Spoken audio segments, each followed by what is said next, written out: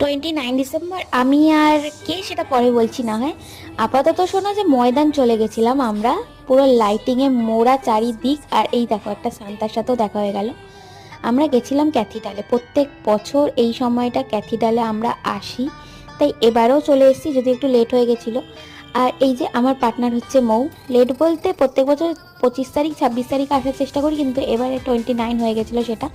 তারপরে বেরিয়ে একটু ফুচকা খেয়ে নিলাম, 20 টাকায় যেন মাত্র 5খানা ফুচকা দিয়েছিল এখানে। আর তারপরে এই পুরো রাস্তাটা লাইটিং করা দেখতে দেখতে চলে এলাম হচ্ছে এলিন পার্কে, এটা পার্ক স্ট্রিটে। তারপরে এর ভেতরে ঢুকেও দেখি ও মা কত লাইট! আমি যদিও প্রথমবার গেলাম এলিন পার্কে, আগে কখনো যাইনি। এখানে প্রোগ্রামও চলছিল ভেতরে।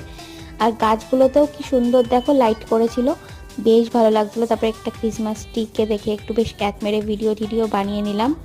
তারপরে চলো রোল খেলাম, কোল্ড ড্রিঙ্কস খেলাম। তো আমরা এগুলো এনজয় করি, তোমরা ততক্ষণ ভিডিওটা লাইক